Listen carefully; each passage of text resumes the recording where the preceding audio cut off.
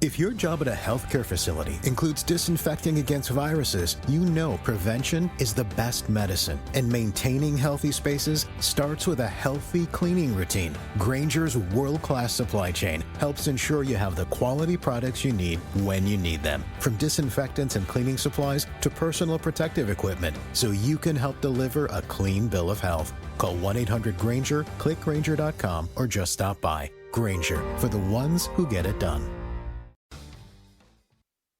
This is VSiN By The Books on VSiN, the sports betting network.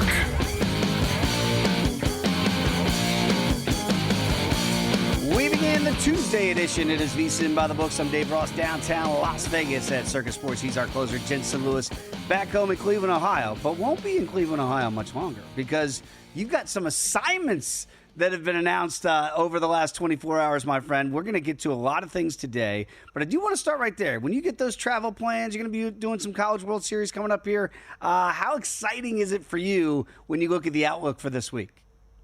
Yeah, well, first of all, it's so unique, right, Dave? Because we're all conditioned for, the big dance in the NCAA basketball tournament and seeing the bracket reveal, the bracketology, and maybe to a lesser public extent that it's out there and it's talked about for the College World Series and men's college baseball. But very cool day yesterday. Of course, my alma mater, Vanderbilt, getting the #1 overall seed, and excited to see where they go. But I'll be staying in SEC country. I'll be down in Athens, Georgia for the Athens regional down there. Very competitive one. I think it's going to be intriguing. We'll talk about it coming up in the Daily Diamond. But yes, parts unknown now is parts known. So By The Books on the road Thursday and Friday this week. Very, very cool. We'll get to all of that and who you're going to be covering and what we're going to be seeing here coming up later on this week for you, sir. But we do have a big show, of course, lined up on this Tuesday.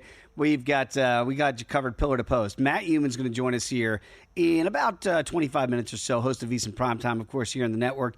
Cannot wait to get his thoughts on what he saw in the NBA, what we will see, and also the Memorial coming up this week at Jack's Place, a big signature event on the PGA Tour. Talked to Matt about that. Torpedo Bat Tuesday is coming up as well. So not just the Daily Diamond, your double dose of baseball is coming as well. JVT, Money Moves with Stormy here weekdays on the network. I cannot wait to get his thoughts on what we saw last night, too, because, and we'll get to that, what happened with OKC last night, getting that 3-1 lead, but in the manner in which it happened. And how about this? Gil Alexander is going to hop on with us right before he begins a numbers game a little bit later after us today to preview the French Open, which is going on right now. And really the big boys, the big men and women, we'll get to that second week, but maybe what to look for from a betting perspective before we get to week number 2 over there on the red clay of Roland Garros. But we begin with today's edition of Highlights and Headlines. Help your bottom line with today's highlights and headlines. You cannot turn the basketball over 20 times against OKC and expect to win the game, Jensen Lewis. That's exactly what the T-Wolves tried to do. They could not do it. 128-126 is the final as OKC goes up 3-1. Interesting by that. Of course, the game soars over the total, 219.5. But the bigger issue there would be on the side that if you had OKC and you laid the 3, you got to be thinking, Jensen, how did they not cover the 3? A game that never really felt like was in the balance. OKC kind of had control. You play the foul game down the stretch, and it stays on 2, but OKC takes that 3-1 lead. I think if you bet OKC yesterday, which I did not, I just watched the game, I kind of felt like that was the right side, wrong result. Oh, my God. If you listened to us yesterday, thank goodness we did not make any official play on the total because I remember telling you, I'm like, they can't shoot the lights out again from distance. And here you go. You got OKC 43% from 3. You got Minnesota a tick under 44% from 3. Both teams shooting at least 50% from the field. So efficiency at its finest, right, from two teams that put it together, or at least the Timberwolves did in every possible facet in a Game 3 win. But again, now you're right. 9-point lead at halftime here for OKC. So, all right, they're kind of back. Now we're used to seeing them lock it down in the fourth quarter. Credit where it's due, right? I mean, Minnesota did everything they could to try and pull this thing back. But we also mentioned yesterday, and I think I told you before the end of the show, Like, I don't think I want anything to do with the spread. I'll do the Matt Youmans, book of hey, spit out the spread and just swallow the juice on the money line. And if you were a Thunder money line backer, you feel a hell of a lot better this morning. And if you were a spread backer, that's a horrible beat with the way this game ended. Yeah, and again, you want to lay the money line price there at $1.55. That saved you if you were on the OKC side yesterday. But I will say this, SGA goes off for 40. He looked all the part of an MVP yesterday on a big game on the road. You don't want this thing to get tight at 2-1. But it's the other guy. I think Anthony Edwards, you look on the other side if you watch that game, and I was shocked just watching it from an aesthetics perspective, and I get it. Broadcasting crews get a lot of credit to OKC for their defense, and their defense is good. But I felt like Anthony Edwards kind of took a step back, only 16 points in that loss yesterday. And again, you can't be, the fourth option, at least when it comes to the stat sheet here, on your own team. And it felt like, yeah, they were running screens and trying to get him free, but just take the ball up the court like SGA was doing on the other side. I kind of felt like in a big game that ends up being a 2-point game, your best player, some were calling him the face of the league, Anthony Edwards. You can't come up with 16 points and kind of lay an egg like this one, Jensen. So I think it's obviously OKC in command now at 3-1, but I think that bigger picture of you cannot let them dictate to you. If you are a star of stars, you dictate to them. That did not happen last night. No doubt. And again, now backs against the walls, you mentioned, and the T-Wolves will have to do it on the road in OKC. One of the great nugget from our producer, Brandon Valesky, the Thunder now, remember, have yet to cover a spread on the road in the playoffs, and they will not have to worry about that in Game 5, but a potential Game 6, something to keep in mind if Minnesota is able to pull the trick and force this thing to a Game 7. One other nugget for you.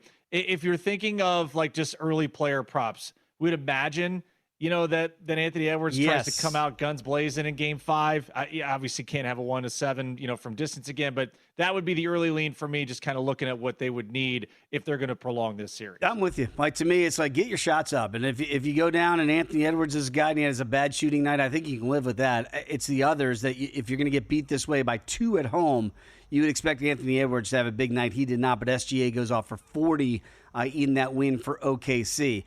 My nephew, Justin, texted me yesterday. He said, Uncle Dave, give it to me straight.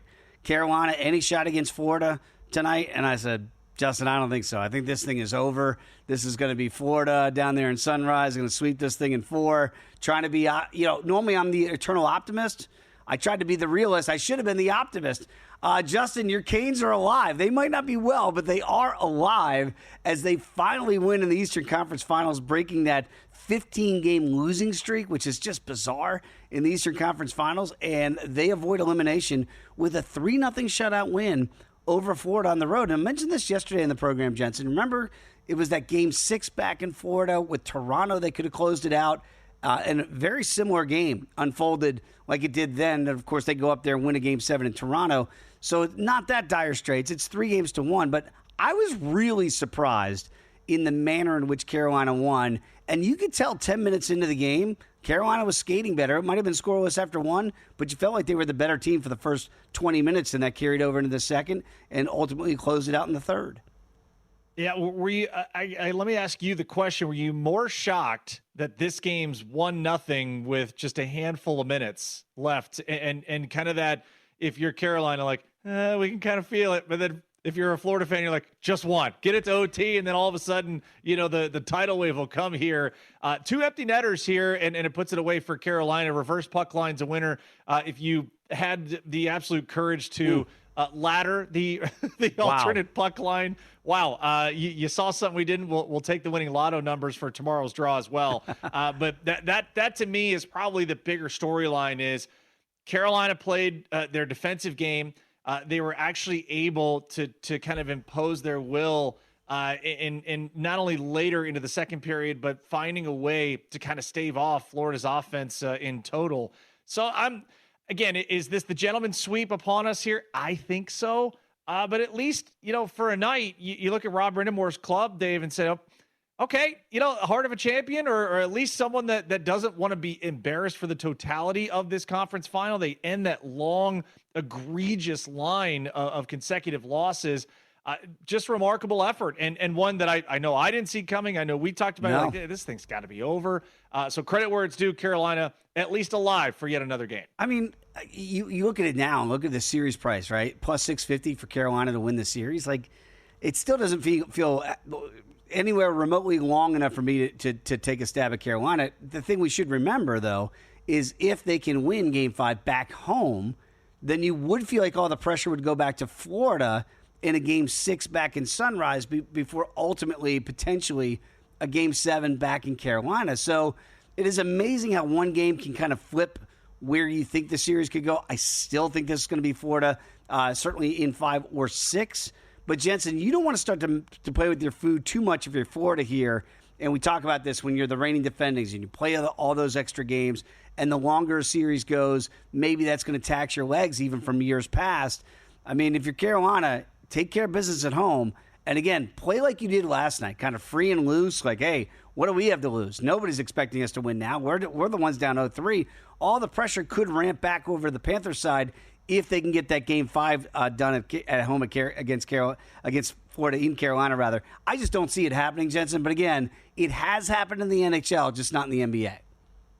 No doubt. What I think will be intriguing here is that first period. Again, another lean if you're thinking about it, the urgency factor here. Do you play Carolina in that first period, maybe on the money line, kind of see where they're at from that price standpoint? Or, if you really think like Florida's like, all right, that's enough. We should have taken care of business. We got a little bit of angst with this here. Do they come out with a fury? Bobrovsky puts up one of his signature playoff performances as well. So, again, we've only seen it 4 times in the history of the NHL, coming back from 0-3. That was remember the Maple Leafs back in 1942, Jensen? Do you remember that one? I was a twinkle in the eye at that point. We had the Islanders in 75, the Flyers in 2010, and most recently the Kings in 2014. But, again, that's what Carolina, the history they're going up against here, but they are down 1-3, so there is a glimmer of hope. All right, when we come back, let's get to the Daily Diamond today. What we saw yesterday, what we might see tonight, that is next when you come back with us. It is VSiN By The Books.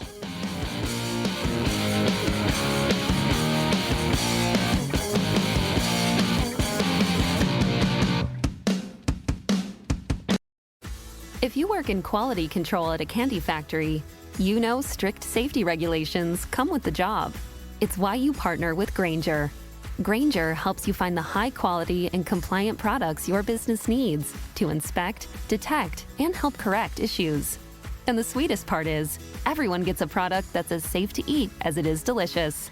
Call 1-800-GRAINGER, click Grainger.com, or just stop by. Grainger, for the ones who get it done.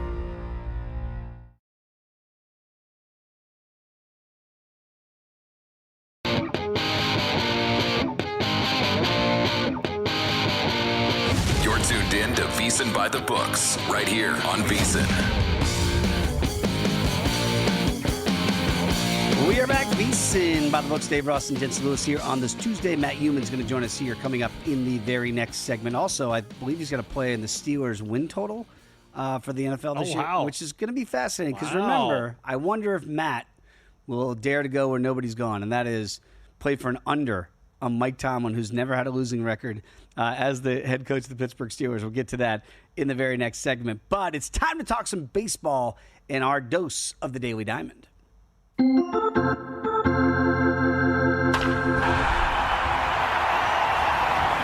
Boy, I didn't think that we'd be saying at the end of May, Jensen, that Nathan Eovaldi in 2025 would be as good as he has been.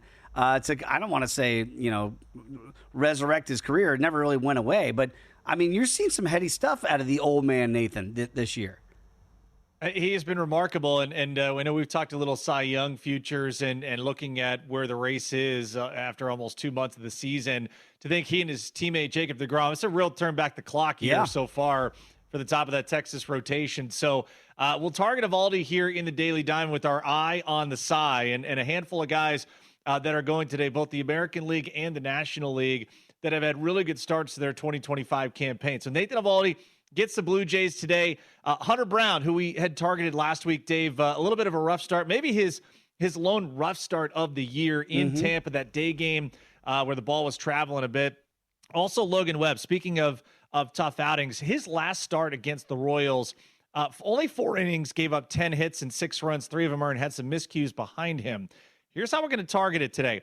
Remember, the Blue Jays are one of those teams that don't strike out a ton, but I still feel that Nathan Eovaldi, and you can get it at plus money if you want to just play the Eovaldi 6 or more strikeouts by itself. You get that plus $1.10 at DraftKings. Hunter Brown's strikeout prop today is 6.5, so we'll buy back down to that. We'll do the little parlay, 6 or more strikeouts for both those guys, plus 210. You can get that at DraftKings right now. And then Logan Webb, as I said, outside of that last start, he had 3 consecutive starts, Dave, of where he had at least 21 outs. So that's 7 or more innings. So 2 starts of 7 flat, and then a start on May 16th of 8 innings pitched. So all we need him right now, his prop 18.5 for the outs recorded. We'll take the over on that. That's plus $1.45. So a nice price right there.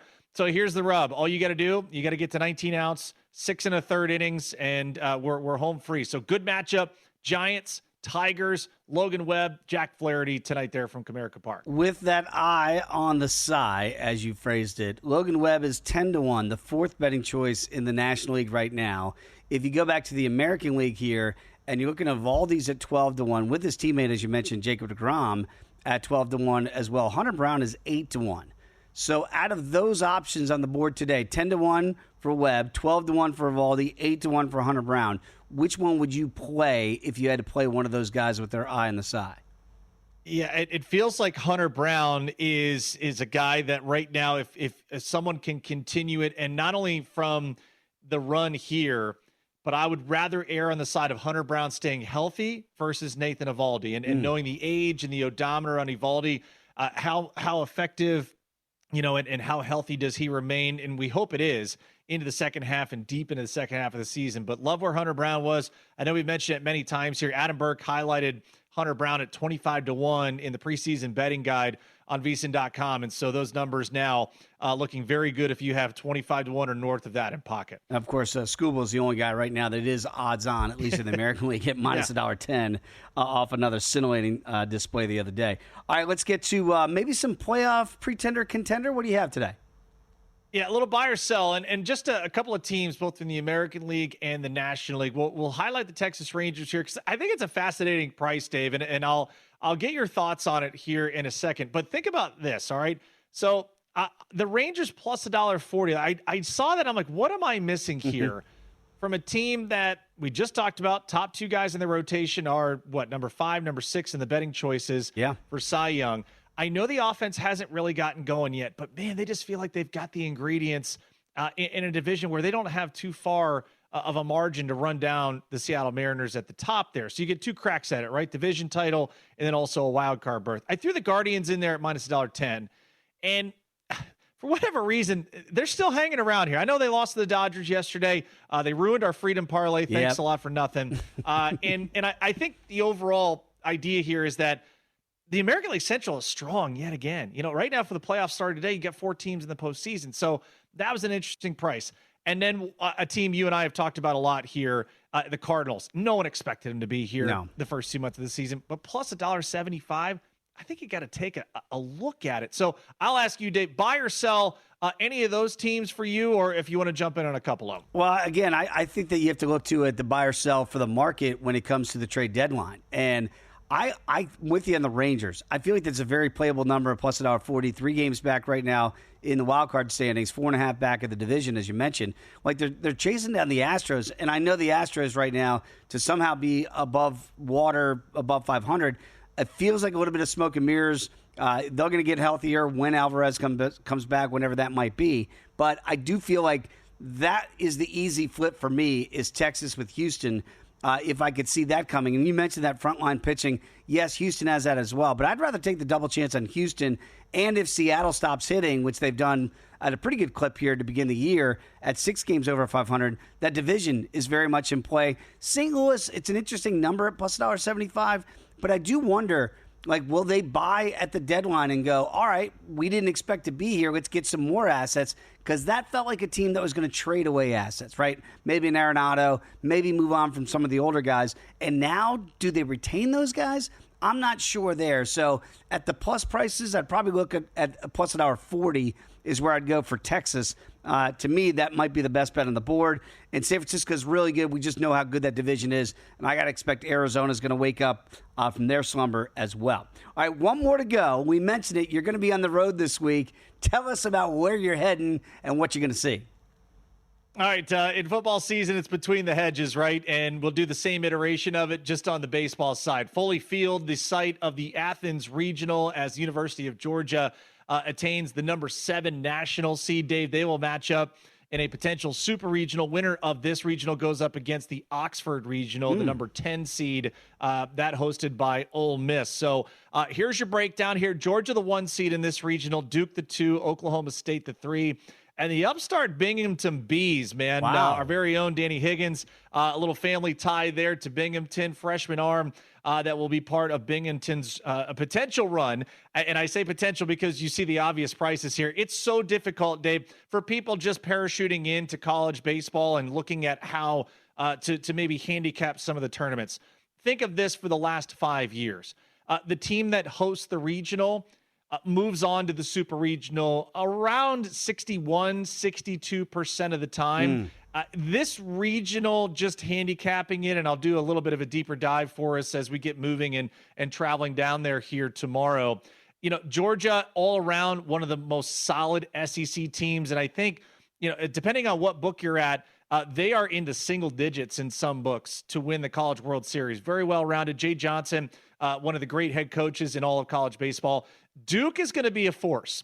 They have a boatload of left-handed pitching, and they're going to be a problem. Okay, they can pitch it. The ACC, probably not as deep as the SEC, but still a force to be reckoned with. Oklahoma State, go Pokes there. I think they are in that situation where they have to win this first game. So how the region sets up. Georgia and Binghamton, the 1 seed will play the 4 seed first. That's at noon on SEC Network. We'll be on the call there Friday afternoon Eastern time. And then Duke will be the home team as the higher seed against Oklahoma State. They will play at 6 o'clock on ESPNU. So double elimination here. Obviously, you want to stay on that winner side of the bracket to preserve pitching. But that's kind of the way to look at it right now. I know we'll dive into it a lot more here as the week continues on. But really neat for me. Excited to go back to SEC country. I haven't been back to Athens since I had hair and I was decently good looking, Dave. So it's been a minute since the glory days. But excited to get down there. Weather looks really good outside of Thursday. So we should have a clean regional all the way through the weekend. That is fantastic. So you'll be down there on the call. That'll be on Thursday and Friday. You'll be on those calls? We'll start Friday. Yeah, regional will start Friday at noon on SEC Network, Georgia and Binghamton, and then 6 p.m. Eastern time that night, Duke and Oklahoma State will play their first game. That is very exciting. Jensen, cannot wait to hear your call down there on Friday. And again, we're hitting the road as well for the College World Series. That's going to be in Omaha, Nebraska. We're going to be live. This is going to be June 12th through the 14th. Broadcasting straight from Rocco's, the iconic home of the Jell-O Shot Challenge. So you can catch Money Moves, follow the money. Of course, Jensen will be there for us here on By the Books. You're going to be getting all the sights and sounds and the best bets from the entire tournament. And if you're in the neighborhood, stop by and say hi. Say hi to the whole crew. Come on by. They don't bite. They might do a Jell-O shot. Not saying with you, but they might do one after the broadcasting duties have concluded for the day. Jensen, that's going to be a lot of fun. All right, when we come back, Matt Youmans going to join the program. Cannot wait to get his thoughts on the Memorial coming up at your neck of the woods there, Dublin, Ohio. And also on the Steelers and the NBA playoffs, so a lot of ground to cover. Matt Youmans is next here. It's VSiN By The Books.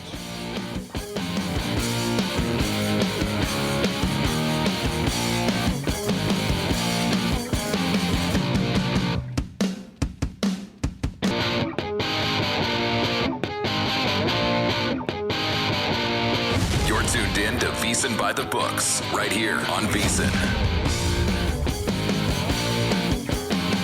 We are back. It is VSiN By The Books. Dave Ross and Jensen Lewis here on a Tuesday. Always love catching up with Matt Youmans, kind enough to join us early on Tuesday mornings. Of course, he does a great job. VSiN PrimeTime's nightly here on the network. Give him a follow on X at Matt Youmans 247. Joins us here on the Progressive Guest Line. And Matt, so many areas we got to go and cover some ground here. But I did want to begin with the NBA playoffs and get your thoughts. OKC with that commanding 3-1 lead. They don't get the money laying the 3, but they do get the win. And then we've got a huge game tonight between the Knicks and the Pacers. What'd you make of SGA going off for 40, but Ant-Man really coming up small with just 16 in that loss for Minnesota? Yeah, that's a good point, Dave. We were talking about that. Tim Murray and I were doing a live betting show last night. We could not believe how passive Anthony Edwards was in the first half of the game.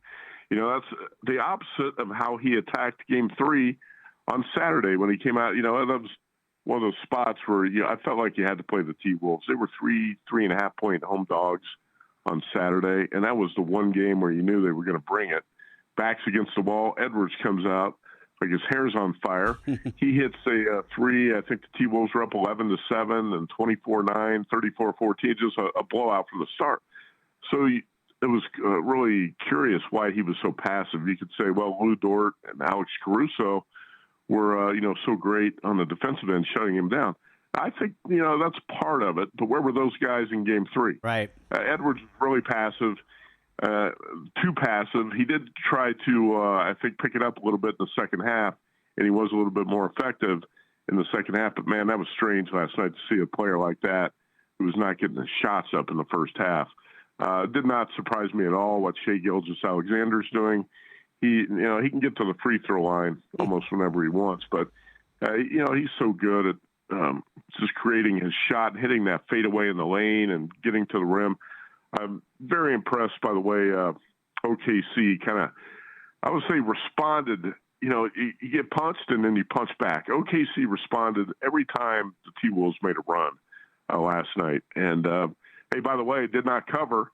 Won the game by 2. Didn't cover. That puts Oklahoma City 0-7 against the spread on the road in the playoffs. But last night I thought was a really tricky spot to handicap because I loved the T-Wolves in Game 3, but then you knew Game 4 was going to be a much different game, right? Because you talk about betting angles.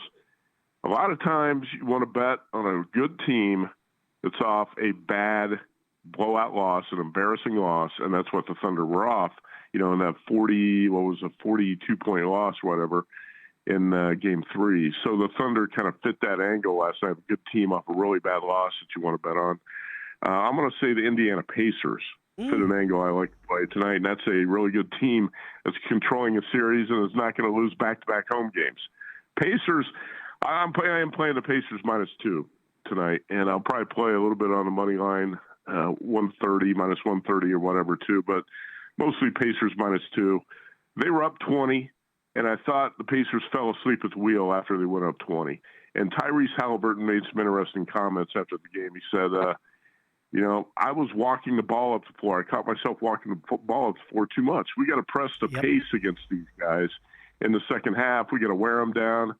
We got to run, get up shots, spread the defense thin with, around the three-point line. And the Pacers did walk the ball up too much. They played into the Knicks' hands in the second half. Also, the Pacers stopped making shots.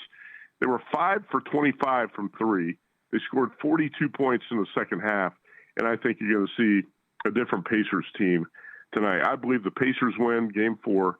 The Knicks go home and win Game 5, and then who knows what happens in Game 6. But I like the Pacers tonight, and I like the Knicks in Game 5. Love it. Great stuff, as always, on the money line. Also, School of Matty Youmans for me last night, spitting the spread and taking the money line price. So happy to get that one across. Listen, a pilgrimage unlike any other for those of us here in the state of Ohio is getting to Dublin for Jack's Place in the Memorial. First year in a while, Matty, that I won't be able to go because I'll be down in Athens, but one of the fun places to visit. But also, it feels like a major because of all the names, the topography of the course, and the precision that you need to be able to score here for all 4 rounds. Weather looks phenomenal here, Matt. It's going to be mid-70s most of the week. Really no precipitation to speak of when we get to Thursday morning. So handicap the Memorial for us and who you like to be able to shake Jack's hand there on Sunday. Sounds to me, with that analysis and weather report, Jensen Lewis is auditioning for a spot on the CBS Sports golf team with Jim Nantz. I like it. Jim, so let's go down to the 15th hole. We got Jensen Lewis hanging out with Scotty. Talk about precision. Scotty Scheffler has been great on this course, and you know that. Scheffler won this last year. He was 8 under. In 2023, he was 3rd. He was 6 under And in 2021, Scheffler, I think, third at 11 under. So Scheffler's priced right around 3-1 this week, and I think it's very difficult to play him. So you got to look for somebody else. Who else has played well on this track in the past? Who's got the game? Who's got the precision iron play? All right, I hate to do this. No. We've done this before on your show. Can we take a shot with Colin Morikawa this week again? Let's say Morikawa in the. I've said I'm so tired of betting this clown, but I might do it one more time. We know he's at some point he's going to break out and win a tournament. Now he's in such a dry streak right now, but Morikawa last year finished second to Scheffler. He was 7 under. In 2021, Morikawa finished second. He lost a playoff to Patrick Cantlay. Morikawa finished 13 under. Right now, you can get him in the 18-1 range.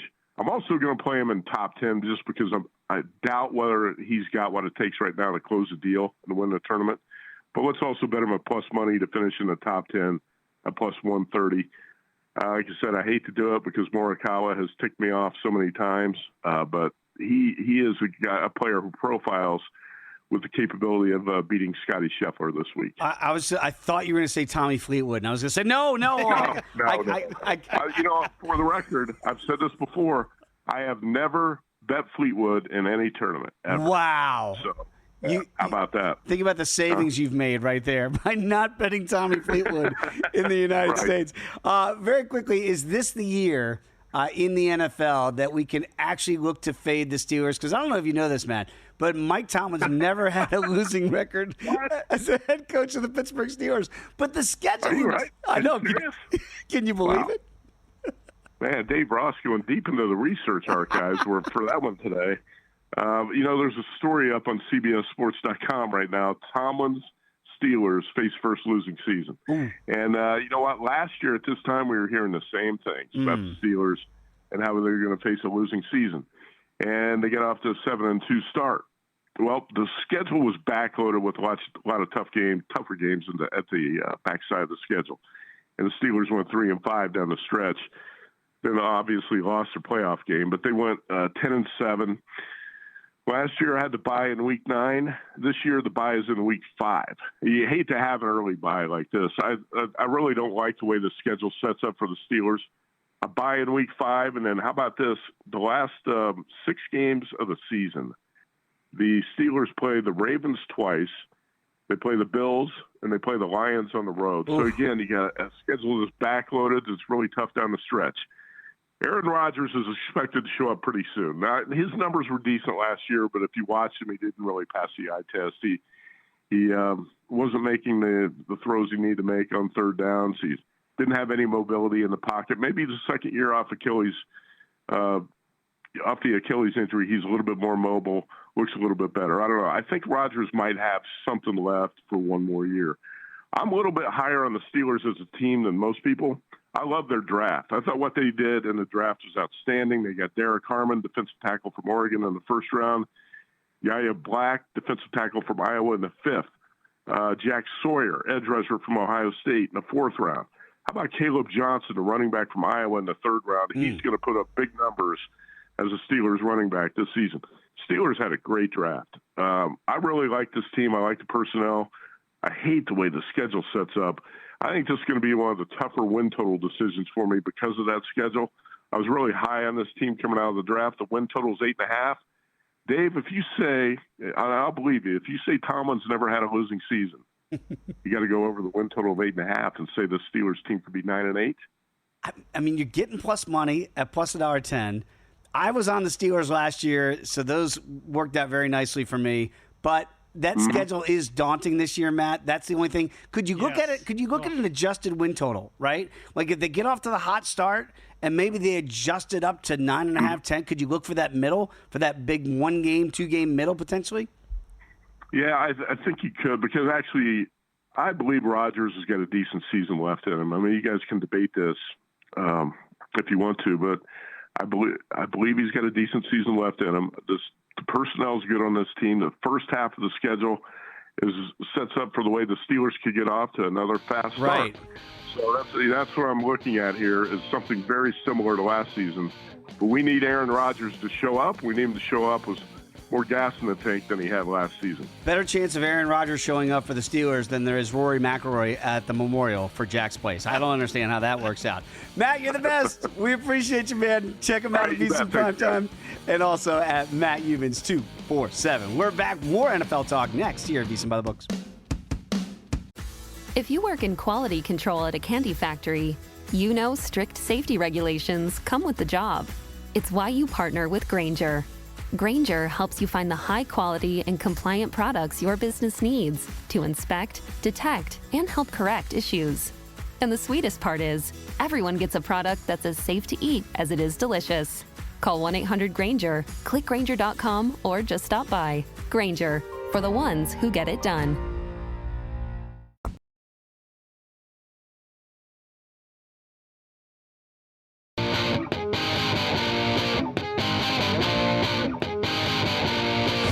Tuned in to VSiN By The Books, right here on VSiN. Enjoyed that conversation with Matt Youmans in the last segment here on VSiN By The Books. Dave Ross and Jensen was here. We were talking about Mike Tomlin, that win total for the Steelers sitting at 8.5. And I mentioned at the end, Jensen, that you can look to, if you don't like those numbers where they stand, if you're not certain if Aaron Rodgers is going to come back, you can play those in play. There will be books out there that are going to offer those adjusted win totals, and that's been very profitable in years past. Ironically, one of those, Jensen, I had was Aaron Rodgers when he was with the Jets. Now, I didn't know he was going to blow out his Achilles on the third play of the year, but I played that under that year at 9.5. It dipped all the way down to 5.5. You remember that's Zach Wilson. Hopped it back in on the over, had a 4-game window, and we cashed both those tickets. Not saying you can get something like that, but that is a way to navigate tougher schedules. Let's look at the Rams, for instance, right now, because this is a team that a lot of people really have high expectations for, that not only are they nipping at the heels of the Niners, maybe they've overtaken them. Remember, they won the division a year ago, late push there to get that done. And they were, you can make the argument, a play away from beating Philadelphia, who went on to win the Super Bowl. So how close are they to being one of the elite teams in the league? Well, the win total would suggest at 9.5. Look at the juice. Over is minus $1.45. One of the bigger juice spots you're going to see here in all of the NFL schedules so far this year. The under is plus $1.20. I don't like laying that kind of juice here, Jensen, but it does feel like a manageable schedule. Does this feel like there's no locks, but a pretty good candidate for a 10-win team? I would have to believe that, right? And again, let's just kind of look at it overall, wins, losses, and what kind of scheme you've got early. So I think those first 6 weeks really determine a hell of a lot, right? And let's assume that, Cam Ward, it's not really there yet for you in week 2, so we'll chalk that one up. I feel like the Eagles one could go either way just because there's a little revenge on the mind there, and I feel like the Rams in their mind still feel they were the better team that day. All things being equal, if the weather's a touch better, who knows if the Rams end up winning that and get onto the NFC title game. The Colts should be able to handle it. Niners, always a great one. On a short week, you'd rather be home, so you're in great shape there. Then you come east, and that Ravens and then Jags. So right in there might be that little sandwich point just from a travel schedule to maybe fade them a little bit headed into the bye. Then coming out of it, I think they're in a great spot. We know Sean McVay, one of the greats at being able to come off the bye and be able to get on a run here. So almost like weathering the storm in the first 4 to 5 weeks there. If you've got a couple of those tough matchups on paper with the Eagles and the Niners, I'm with you. I don't think there's any reason why they can't at least get to double digits. I'd also entertain an alternate win total. I'd look at an 11.5, potentially a challenge for the 1 seed. I think that's a viable way for the Rams to play them so far this year. I mean, the key for this will be number 9, right? Matty Stafford's got to stay healthy. It looks like the drive is back. Like we didn't know if he wanted to play football anymore. His wife had always been making, I want to keep him home with the kids. I think he's all in for this year. So you got to keep him upright because that's been a challenge for this offensive line in years past. So that's been kind of the weak link so far.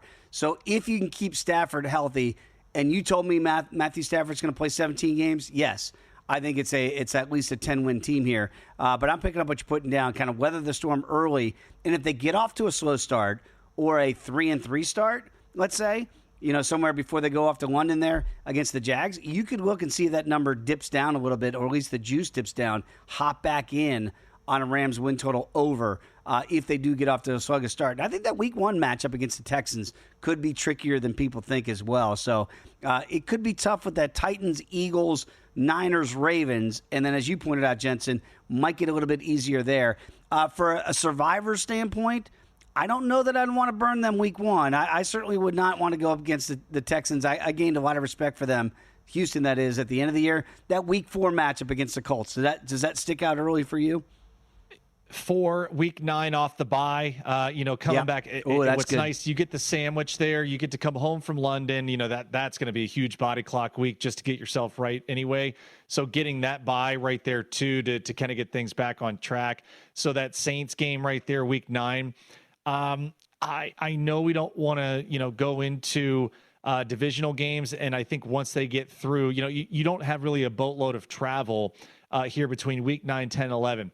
If you're looking for a sneaky spot in prime time and you have them saved, just knowing that you have so many road games. Think about the road games here, Dave, to finish their year. So you technically don't want to have to use them coming all the way east to Carolina. Who knows what the weather's like? Having to go down to Arizona division game. We don't want to do that. Lions not playable.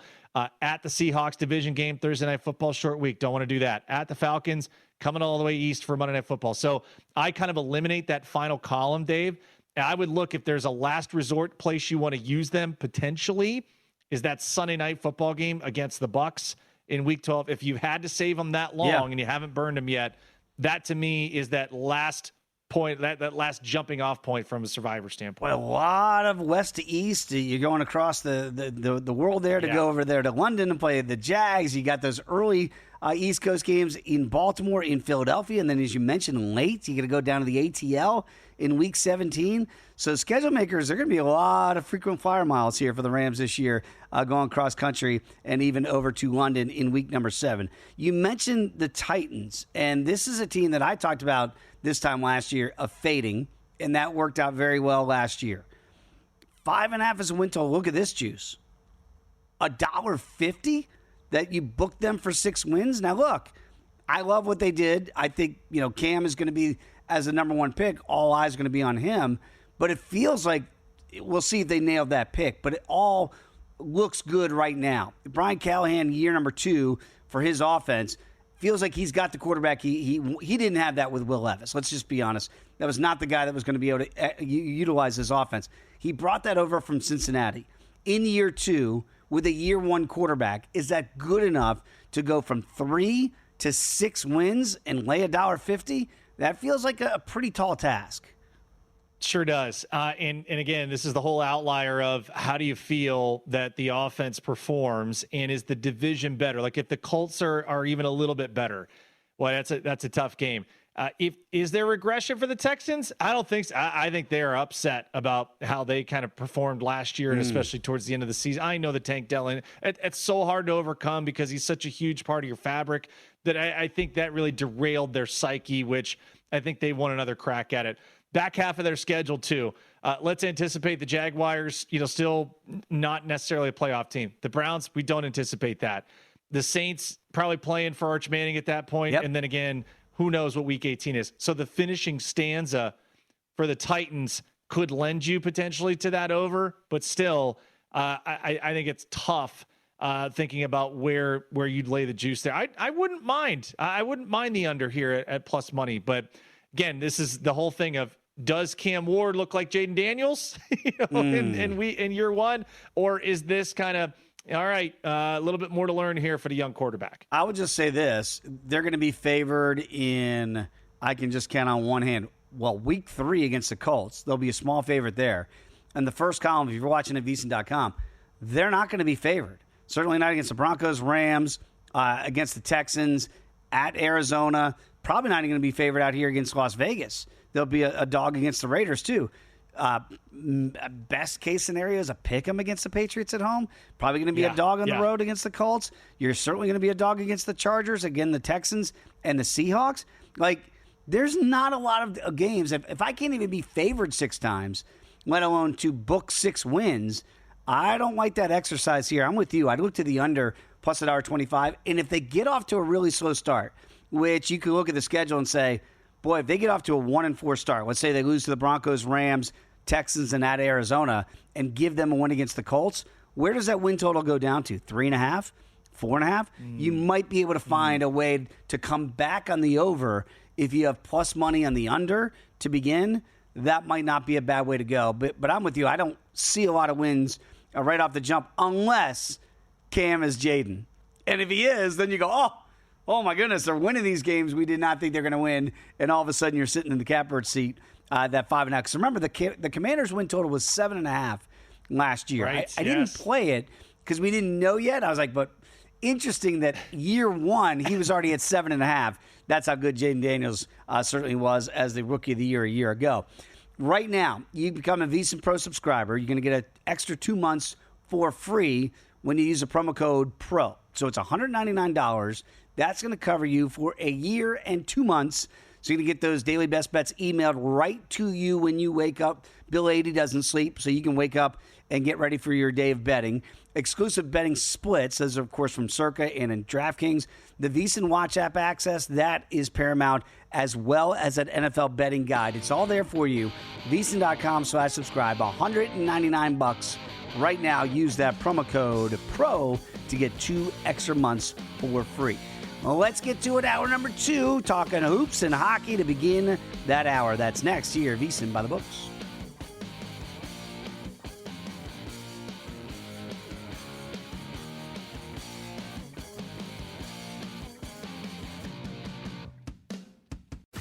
If you work in quality control at a candy factory, you know strict safety regulations come with the job.